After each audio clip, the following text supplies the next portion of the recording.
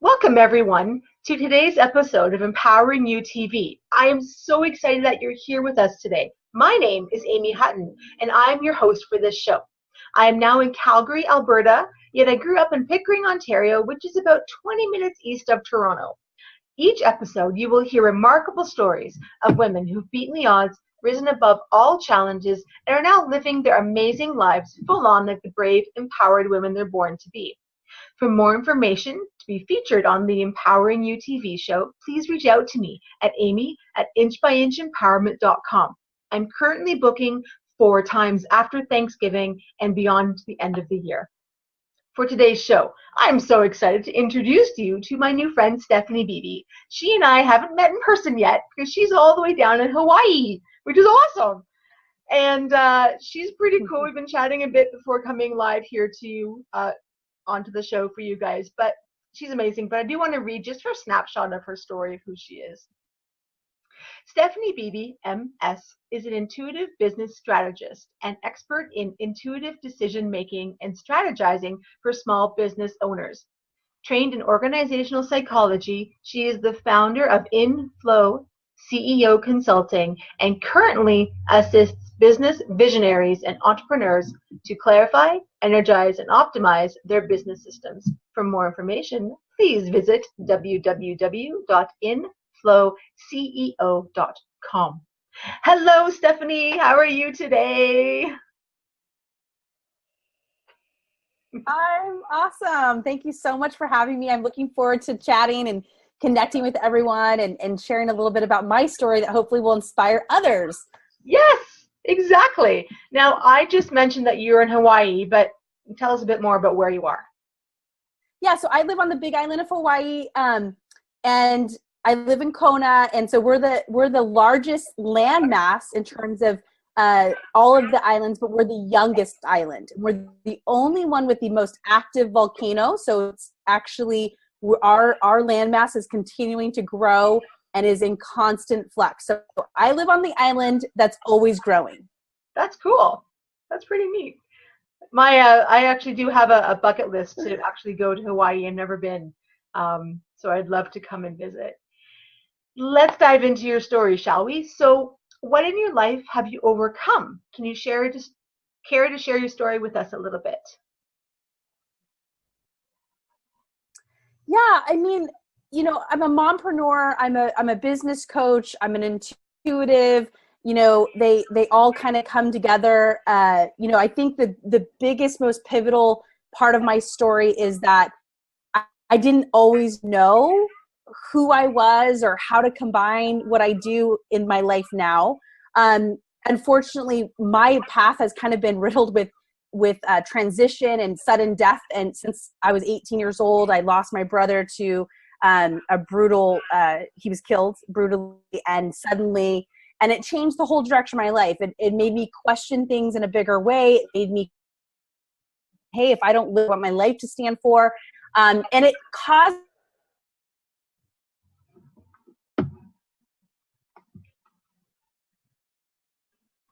Yay! Hold on, please. We have technical difficulties. We're back again. So Stephanie, you were just sharing about your brother. Yeah. So, my brother was killed 6 weeks out of high school. I was 6 weeks out of high school. My brother was killed suddenly. It changed the whole direction of my life. It caused me to ask questions of what I want my life to stand for. Who am I? It questioned my relationship with God. In terms of what is our relationship? Do we make these pacts? All these things. And from that experience, it kind of pushed me, catapulted me into the life that I'm here, the life that I created. But I wouldn't say that I would have known. Like if you would have told me, hey, Stephanie, your life's going to look this way in 20 years and this is where you're going to be, I would have thought you were crazy. So I'm really clear that sometimes where we see ourselves or where we think we are is so sometimes far from where we end up. And I think that's cool because I originally thought I was going to be a school teacher. I thought I was on the path to liberal studies major. I was going to be a school teacher. I loved kids.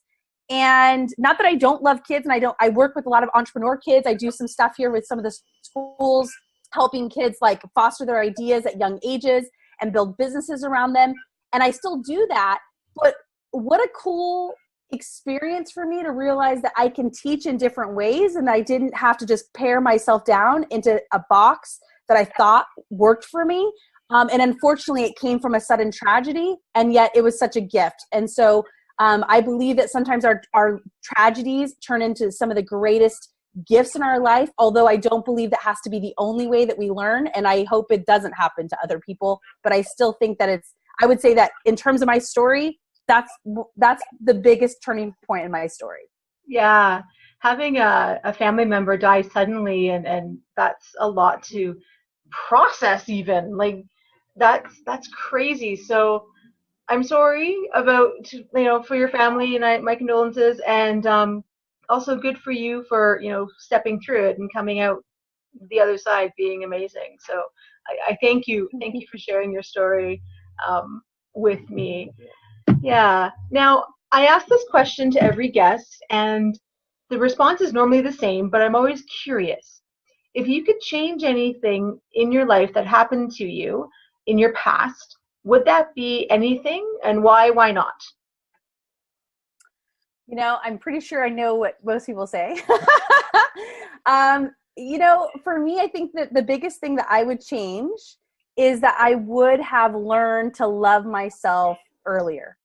And that was a journey to learn to love myself, to learn to appreciate who I am in the formula of my life. Not just who I am in terms of service to other people. I was always very good at being in a good role, whether it was I was an employee, I was a good daughter, I was a good, all of these granddaughter and, sister. And I played into the roles, and I did really great. One thing as I got older, what I realized is, wait a second, where am I in the equation of my life? How am I loving to myself? How am I demonstrating this? And it didn't come to me until I was modeling this for my son. It was like, here I'm trying to teach him to honor and respect himself. Yes. But how am I doing that if I'm not living that, if I'm not being that? So if I was to change anything, I would start meditation earlier in my life as a kid. I would have started yoga, just mindfulness practices. And I definitely would have started my mirror exercise that I do all the time now at, 3 years old or 5 years old or 7 years old versus waiting till I was, 28 or 29. Yeah, that's important though. But when we're a child, we don't know, right? Sometimes we don't know all that. So yeah, that's an interesting take on it. Thank you. So, yes, I'm curious, Stephanie. What is your why? Why do you do what you do today?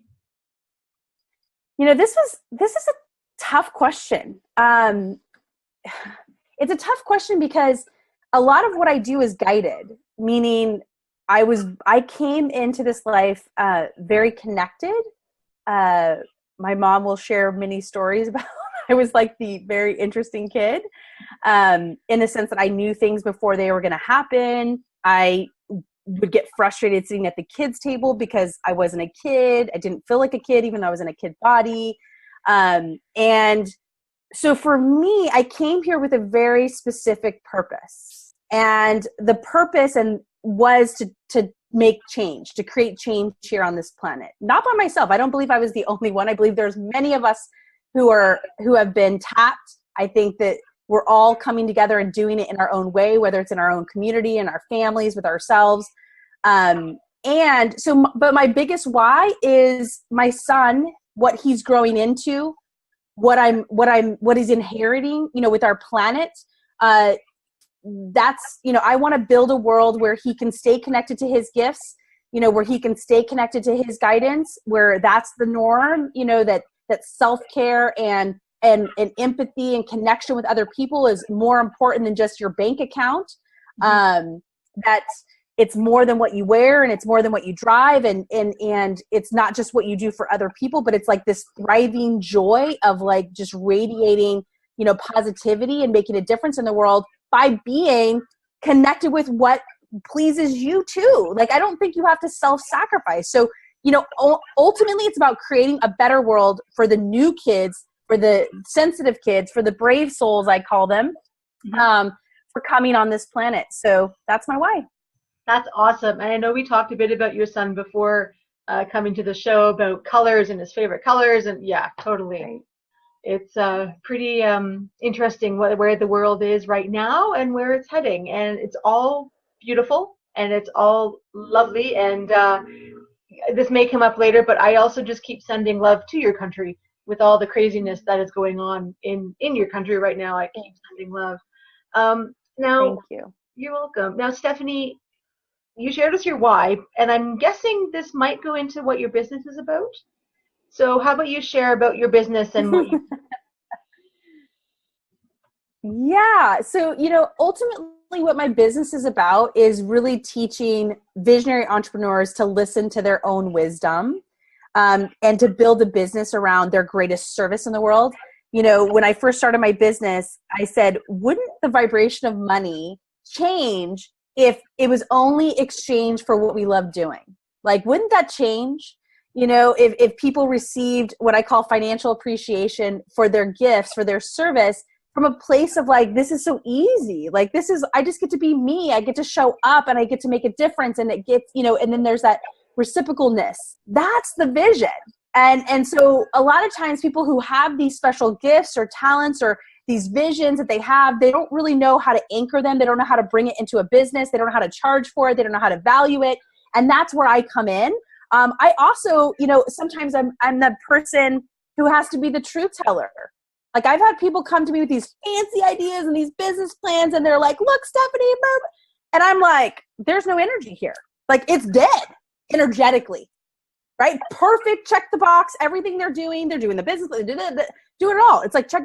And I instantly tune in and I'm like, yeah, there's no energy here. Tell me about this over here. The energy was over here. And I remember I said this to a woman. I said, tell me about the art. Because I know this is not what you're telling me, but tell me about the art. She starts bawling. I mean, crying. And this happens a lot. So it's like I'm used to it. And she starts telling me this story that, she's been drawing, automatic drawing and painting and doing these beautiful, ridiculous, I get chills talking about it, since she was a kid. And that there's no money there. And that was the story. There was no money there. And I told her, I'm telling you right now, if you don't do this, or if this isn't part of what you're doing, there's no energy anywhere. And so it was kind of like she had cut that possibility off. And so I had to share that. So sometimes coming to me isn't this like, yay, let's get it done. Woohoo. We're not doing it alone. Sometimes it's a wake up call to say, wait a second, where are you cutting your pure joy off? Where are you cutting your pleasure center off? Where are you not filling your cup up? Where are you living in the shoulds of your business and you're doing everything for everyone else, but you don't even want to do it? And honestly, I just went through this. My own business, I think things evolve, right? I think things evolve and things change and they're always changing. And just recently, I was looking at my coaching model and I said, why am I offering weekly coaching? I hate weekly coaching. Like, it's not fun. I like doing where they have time to do work and see progress, right? Mm. So I was like, why am I offering that? I'm not going to offer it anymore. It was like, I'm not doing it anymore. Yeah. And I just cut it out. And I focused on the work that feels really good to me and where I feel like I can get people to the level of success in the way that meets what I do really well. And it was just like this weight just went, oh, I can do that? Yes, we can do that. We all do that. And it doesn't mean you're always perfect with it, but I'll tell you, when you line it up that way, inflow CEO, right? When you line it up, there's an energy that goes with you. There's an energy that goes with you. And that's really what it's about. Yeah, that's awesome. It's so neat when people do what they love and they're doing it the best they can. And it's a beautiful thing. And for you to help people guide them on that journey is pretty awesome. Do you work with mostly women or men and women or what? I work with those that are being called. So here's the distinguishing factors, because I would say 80 or maybe 60% of my business is women, but I do have some really amazing, connected, gifted guys. Mm-hmm. So I used to say just women, and it's really not that anymore. So what it comes down to is that they're feeling called. They maybe have had a business and it's hit a plateau and there's something different that wants to emerge from them.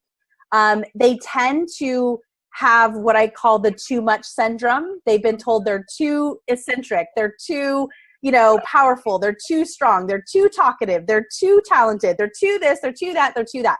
And I work with their too muchness, and I give them great permission to express on all levels, and I create a business that serves who they're here to serve now. Because here's the thing, just as we evolve, our audience evolves. I call it your divine audience. I believe we script to serve certain people in a certain way at a certain time. And that once you serve those people, it's like it's like the contract's up. Like you're like, oh, this feels complete. Like I've hit everyone I needed to hit in that. And now I have to upgrade. I have to evolve. And as I evolve, then I have to evolve who I'm here to speak to. So it's almost, and some people grow. Listen, I've had people on my journey for 10 years. And as I grow, it's like they're growing and they're with me. But that's very few. That's not, usually it's like all of them are complete. And then there's all new people and all of them are complete. And it's like the ocean, right? Yeah. And it just keeps like, flowing back and forth. And so, yes, does that answer the question? Yes, it does. It does. Honestly, okay. It does. Now, you spoke earlier about a client you had or a person you were working with. Do you have any more of a testimonial or a story of like a before and after that you can share of working with somebody? Yeah. I think one of the biggest ones recently, because I have so many. I mean, you have to realize I started coaching in graduate school when I was 22. So, and we actually had to go out and get paid to be coached, and coaching people, and we had to be a part of different projects. And so I was working in, organizations like Petco and Toyota, and, so I've been coaching lots of different executives, middle executives, a lot around leadership, a lot around trusting themselves and all of that. And I always got the difficult ones. For some reason, everyone's like, oh, we tried, they went through like 3 coaches and then they give them to me and I'm all, what? So it was fun. It was a lot of fun. So, but I wanted to pick something recent. So I had a client who had just had a second kid. Okay. So that she had a first kid a couple of years ago. And she had come back and her business was running, she had found her equilibrium, but now she had a second kid. And her bandwidth was stretched and she just didn't understand. We had this session it was about 2 months ago. And I sat down and I just started playing with her, like, what would feel really supported in this new business model? And she was just so again, like, I don't have that and all this stuff, but I saw it. So I planted the seed and I said, listen, I know you might be in resistance. I'm just going to plant the seed that I see this long-term program. I see where you're going to coach the way that you want to coach. Like she was coaching over text and some other mediums that were like easier for her, like a group program and some other things. And then there was these live events, but it wasn't like all the time. It was like 2 anchor times during the year. But she really enjoyed that group. She really enjoyed bringing the energies together, but it felt like a lot of work. And I said, you're not going to do this alone. And that's the difference is you're going to pull in other people you're going to collaborate with, and it's going to be a team. And I trust you. This is not going to be what it was 10 years ago. It's going to be different. And I planted this whole seed with her. And at first she was so like, you're like this, she's like flipping me out. She's like, no way, not having it. Well, guess what? 6 weeks ago, so that was like 2 months ago, just 2 weeks ago, she wrote me this beautiful email and she goes, I get it. I see it. The people are showing up. We're launching this, and she starts literally describing to the T with even more detail, with even more of the people showing up. And I just cried. It was like this perfect moment of like, that's the work I do. Sometimes you can't see it in the moment. I have to hold the space. I have to keep challenging your limiting, perspectives, and then hold space that you're going to get it. And even if you think I'm crazy, even if you think I'm, off my rocker and no way, it always comes back. It always comes forward. And that's what's so cool. So I love that. So, awesome. Yeah. Thank you for sharing the story of that wonderful client and wonderful soul or heart that you work with. That's awesome. Now I'm curious on how this answer is going to come out. I love to hear, these questions are always fun, but how do you stay empowered in your life? I live in Hawaii. No, I just. Well, yeah, you do. That was part of it. Gotta be honest. Gotta be really honest. And I moved here for that purpose. I moved here because this is my soul's home. It definitely feeds me naturally. I mean, I travel quite a bit still to the mainland. I have clients, majority of them are on the mainland. I have clients in Canada. I have clients in Switzerland. And so for me, I don't work on the weekends. Weekends are family time. I mean, occasionally I have an event or occasionally I'll have a speaking engagement.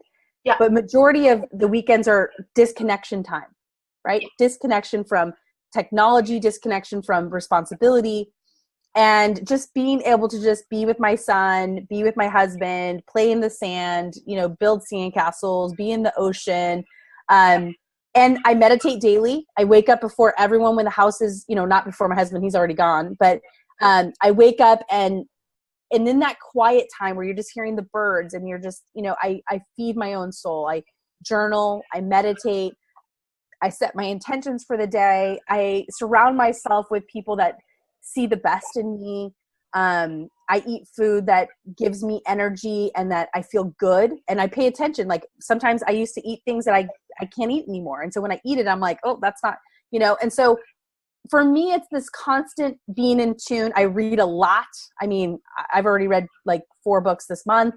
And yeah, and I just did a 4-day writing workshop where it was just about me and like listening to my own voice and like journaling and just like really connecting into some deeper stories and deeper wisdom that's wanting to come through. I invest in my own self-care. I invest in, doing other workshops. I mean, those are the ways I fill myself up. And it's a priority. That's awesome. Yeah, that's so important of filling yourself up. Now, you mentioned books. So this one's going to be a fun question. What is one book or a movie or a song that empowers you to keep going in your own life? This is such a tough one. I have so many. Seriously, so many. The one that came through when you first asked, and so I definitely will honor that, is The Man Thinketh. It's by far one of the books I go back to. It's, he was in the concentration camps and his vision of what possibilities were there and what his life could be, even though his surroundings were not demonstrating that. It just shows you of the power of the mind and that people can overcome such tragedy. And so for me, because, with my brother, that was just the first one. My dad also died 9 years later suddenly. And it was the combination of that really sent me into this really deep, dark space. I call it going back to hell and back. Mm-hmm. And I made it.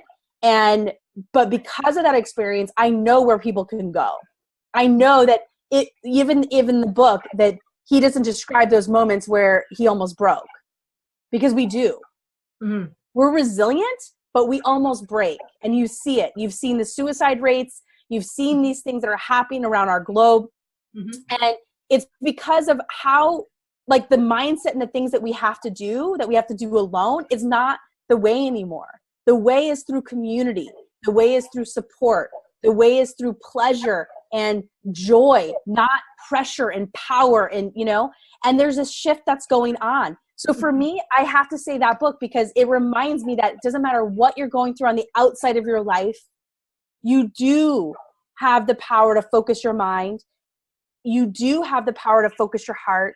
You do know that this doesn't have to be this way, that things can change, that new things can come, and that I have to just work on my capacity to receive and feel deserving of it, despite what's out there. Yeah. Right? The work is here. Yeah, totally. That sounds like a neat book. I haven't read that one. I did pick up a few months ago the book Night by Elie Wiesel, and Oprah talked about him a lot when he was alive and had him on her show. And he's a survivor of the concentration camps in Auschwitz. And so that story, chills. Yeah, it's pretty cool. So you've mentioned a whole bunch of stuff, but what's one simple step that our viewers can do to empower themselves today?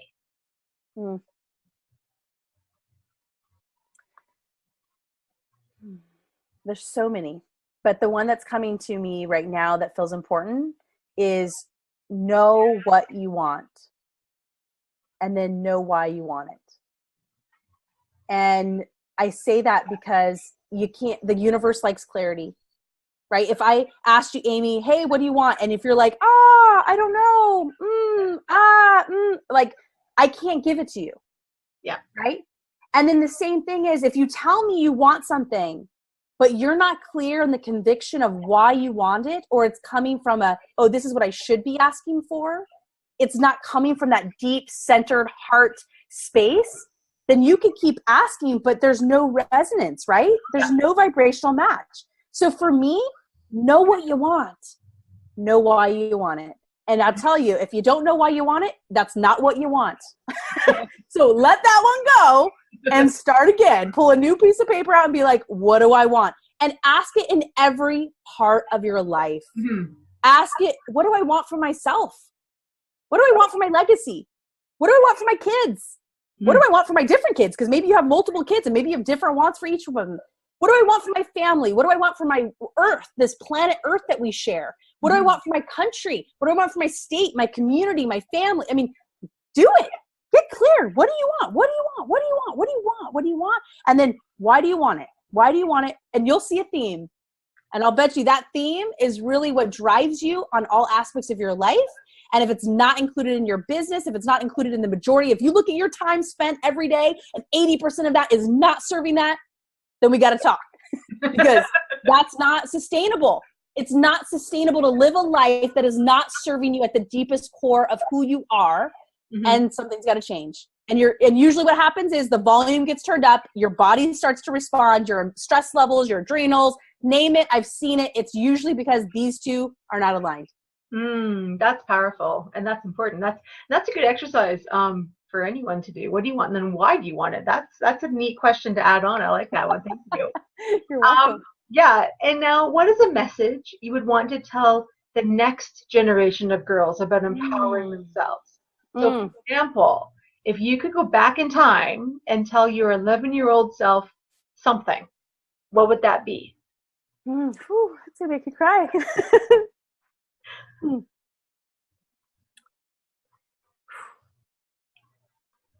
I would tell her, and what I want to tell the next generation is keep speaking up.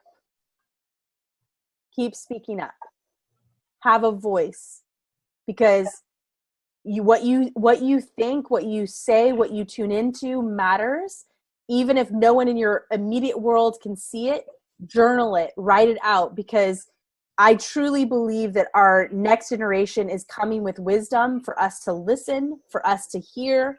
I think sometimes we try to expose them to our world too soon instead of holding the space for what their world is, and I think they have a lot to teach us. And so I would say keep keep that creativity, keep that voice, journal.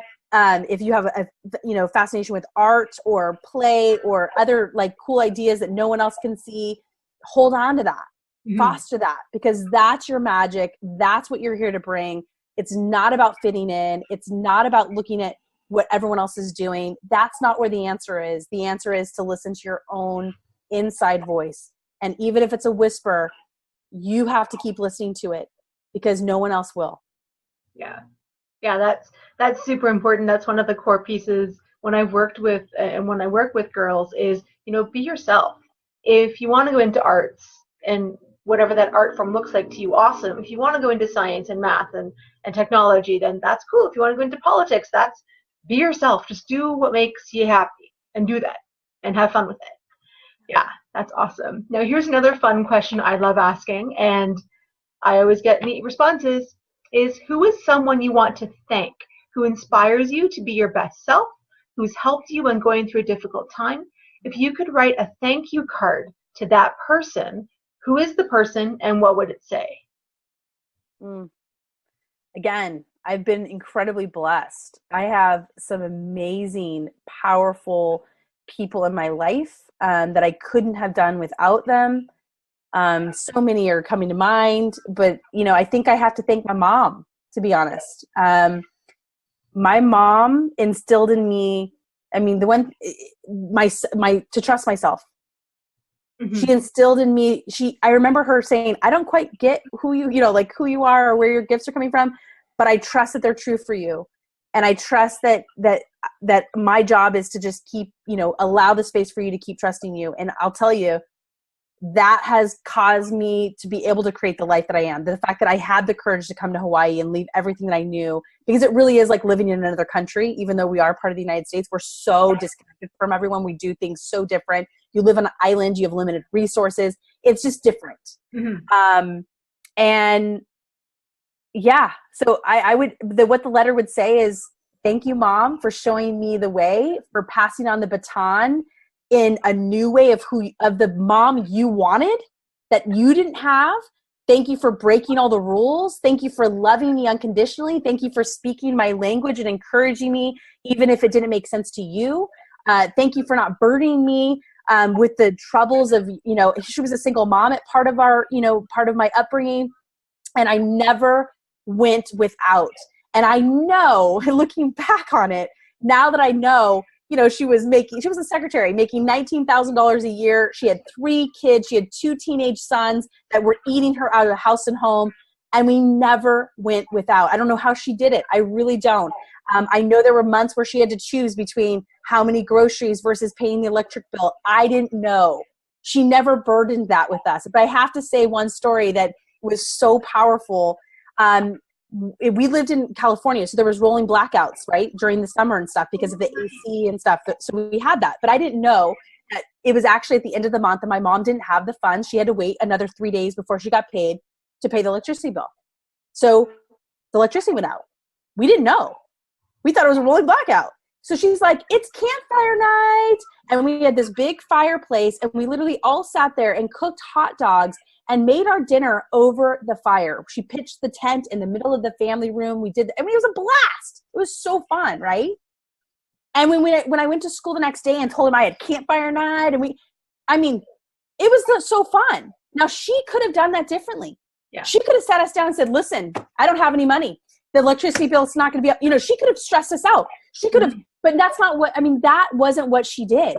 She literally, oof.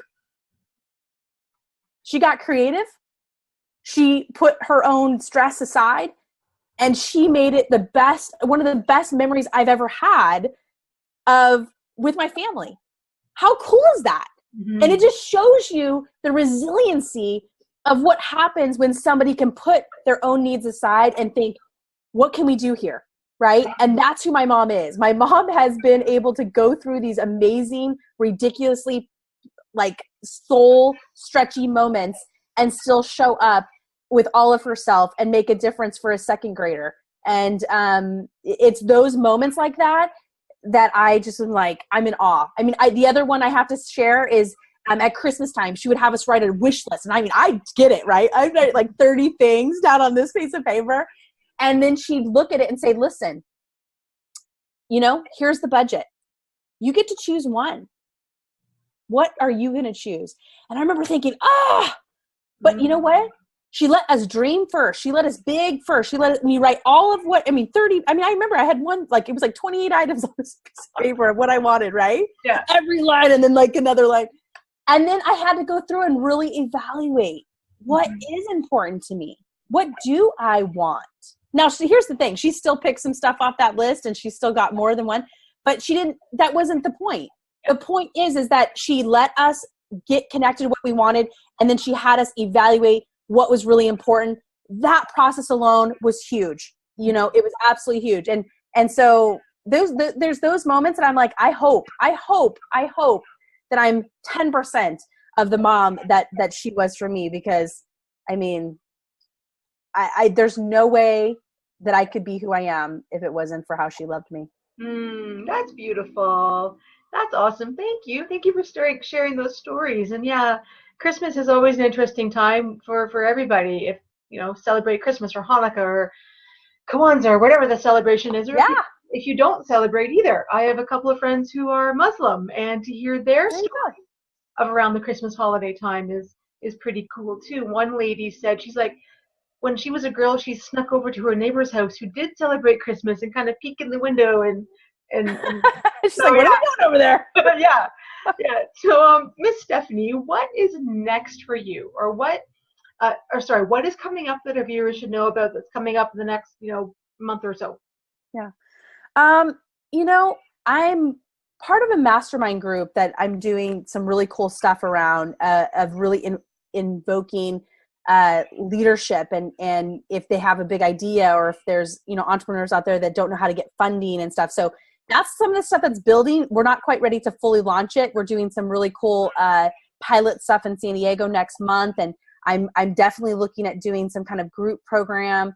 But you know, it's all being finessed right now. I think that the biggest thing that I would love for people to just stay connected with me on Facebook, like my page, Inflow CEO Consulting, and then also, you know, you can try to befriend me. I go through 5,000 friends and I have to delete people that I don't connect to. So the easiest way would be just to stay connected on Inflow CEO, or to, you know, add me as a friend, and just stay, you know, connected, because that's where I'm going to share what's coming up and what's happening. Or you can go to my website at Inflow CEO Consulting, and you could get on the list, and I'll, you know, I can definitely inform you, and I do some really cool, you know, freebies there. So yeah.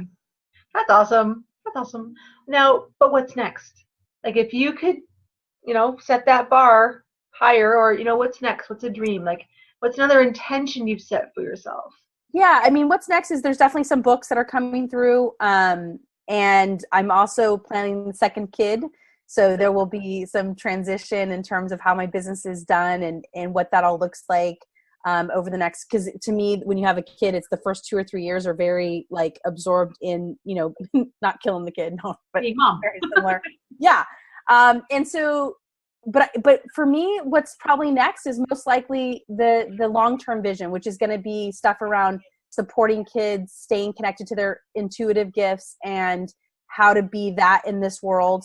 So, because I do work with adults that didn't get to be that in the world. And then, you know, now I'm going to be eventually supporting kids that I call brave souls that are coming here with even more of a purpose. You're hearing about it. I mean, there's been a book that wrote about a kid that remembered his past life to a T, remembered people who were in their life. So you're going to hear more of that. You're going to see more of that. And I do believe I'm part of the movement of supporting the adult, you know, the parents of like, what do I do with this kid in a way that's conscious and aware, that also stretches us to become more conscious and aware. So that's what's coming up. I don't know the timing or the evolution of it, but that's the continued guidance and path for sure. That's awesome. That's awesome. That's awesome. Now, I know you mentioned a moment ago about connecting and contacting you. So what's the best way that they can contact you? What's the email address, or what? Yeah, the best email is Stephanie at inflowceo, inflowceo.com. Okay. Yeah, so Stephanie at inflowceo.com, or they can just go to inflowceo.com, and there's like the, you know, you can email me through there, or you can go to the Facebook page and contact me there. But the best way is for that. If there's a question or anything, I do a free 30-minute consult for anybody, just so that you can, you know, tune in. Not everyone is my client, and that's okay, but I'm really connected. A lot of times, if you're not, if I'm not here to support you next, I'm pretty much sure I either know the next book for you, the next step for you, or the next teacher for you. I mean, I've opened lots of doors where other people go to other people. So if that's something of interest, then you can sign up through my website and actually get a scheduler and literally schedule it on your own, and find the time that works for you. And it calculates no matter where you are in the world. Awesome. Yes, that's good. Scheduling and time zones has been such a fun thing to play with. Yeah. So guess what? We've actually come to the end. I know. So Stephanie, you know, it's been an honor and a pleasure to have you on the show today. Do you have any final words of wisdom you want to share with our viewers today? Yeah, I think the biggest thing is you're not alone. You're not alone. And that if you're being called, then all of the right doors and resources and people are also showing up. So the biggest thing is for you to get clear on what you need, what you want out of it, and to know that like it's through community, it's through support, it's through others, in combination of your biggest service in the world. So you're not alone. All of the right doors are opening for you, and I look forward to seeing you on the journey. That's awesome. It was such a pleasure having you on the show. Just hang tight for a couple seconds and I'll talk to you in a minute. So that's our show for today, everyone. I had such a blast with Miss Stephanie down in Hawaii. If you want to be featured on the show, and spread your message on a global scale, please reach out to me. As I said earlier, I'm booking into the next month and beyond, and even into October and December, and our Thanksgiving, for any listeners who are watching down in the States, our Thanksgiving is actually this coming weekend, or next weekend. October 6th is the Friday, and so that's our Thanksgiving then. But I would love to feature all of you on the show, all of the ladies who would like to be on the show. So remember, everyone, inch by inch, you can overcome any challenge that is in front of you. I do believe in you, and I know you can get through anything. Till next time, be brave, be bold, and be yourself. Take care. Bye.